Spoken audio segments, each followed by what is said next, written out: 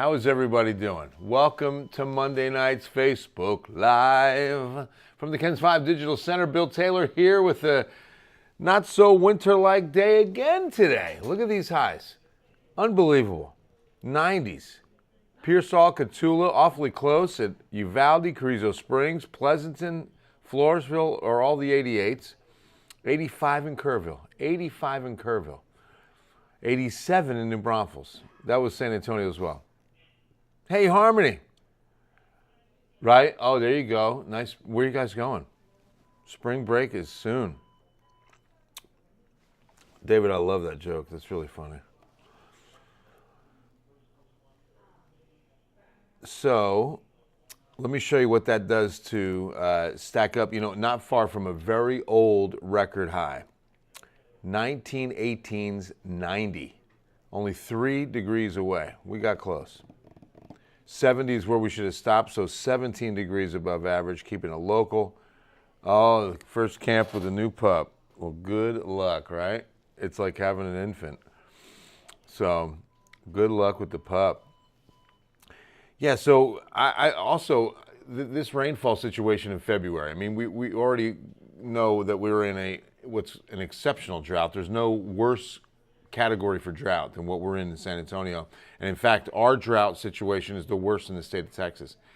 And it has been the case for the last 3 weeks, maybe 4. We start February, that was the first week, 117. I'm like, this is great. We're off to a nice wet start. Maybe we're going to get upwards of 2, maybe 3 inches for the month. We hit the brakes. I mean, we have not seen much of anything. So, what happens today? Cold front moves through. I mean, it was a weak front through in the morning. Didn't even get real windy, but now stationary. Going to already start washing out where it is. And it's really only been a wind issue. I think this fire danger threat, no, it's still in for West Texas because of the higher winds there, as well as, of course, the drier air. So we got that good desert dry air in too. So cold mornings, mild afternoons as a result. But watch how quickly things are changing from this dry air and dew points in the 30s to moist air and dew points into the 50s and even 60s by this time tomorrow night. So here we go with fog again. I don't think it'll be too bad tomorrow morning. Visibility forecasts in our favor in the city and up I-35. It doesn't look bad. Patchy fog maybe starts around New Braunfels, Canyon Lake, San Marcos. But notice it's going to be thick if you're going towards the coast or even going east on 10. So anybody going south, 281, I-37, 181, east on 10, allow extra time. If you're moving west, 90 or 10 or even 281 north, you should be okay. I think 281 north and 35 will definitely run into some fog, but the thickest will be to our south and east. The temperature situation is unbelievable, though. Wait until you see, because we're not going to lose this ridge of high pressure. Then you can see the influence back to the west for that good trough, what you see deepening out across Los Angeles. Good evening, Diane. But as we work our way through into Thursday is when this low swings in from the west, dipping far enough south that we get a little instability over South Texas. That could help fuel some more measurable rain. So we will get some rain chances Thursday, but it does appear that it's going to be very slight. Right now the models are not favoring a big chance of heavy rain or beneficial rains. Instead, it's going to pass us by pretty quickly. So we'll get one line of showers, 20-30%. It doesn't look like we get much rain out of it at all. Most of the energy is going to be to the north. Here's the rainfall forecast. It really starts going in North Texas and then really picks up. I mean, that's going to be some flooding through Arkansas, Tennessee, Kentucky.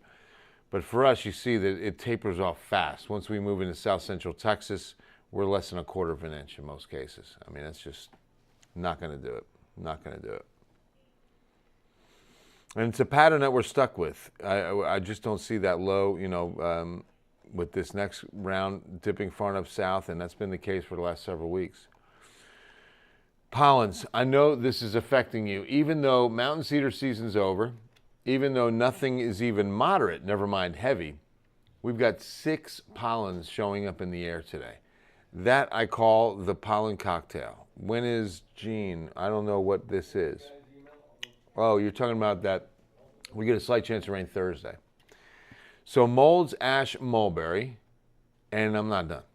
Oak, hackberry, elm. At least they're all light. But I cannot, I'm not an allergist. I can't imagine that the combination of 6 pollens in the air isn't affecting a lot of you. Even though not any of the one is heavy, not even any of the one is moderate. But if they're all in the air, I definitely think that's affecting a lot of people. All right, from the Pearl, we take a look at the 7-day forecast. Look at this. I mean, we'll get a little bit of, like I showed you, the fog isn't going to be too bad around the city. I think by Wednesday morning, it could be a little bit thicker around San Antonio. That's also when we'll probably see a little more cloud cover in anticipation of the Thursday front, which right now is only holding that 20-30% chance tops. Warm, windy, mostly cloudy. 85 goes down to 69 or 70 on Friday. That'll be the more seasonal day before we rebound above average for a mostly sunny Saturday and Sunday, mid-70s. Pete's ready for the cold. Not saying we're done, but it's the combo is what gets you. You're right. I can't imagine it not being, Gene. I hope you're okay, because a lot of people suffer with allergies. And yeah, so then by Monday, we're right back closer to 80 and partly cloudy this time next week. So no big changes, guys. Pretty quiet on the weather front. Pretty quiet. Brianna White, what's going on? Want some thunderstorms? I know it, right?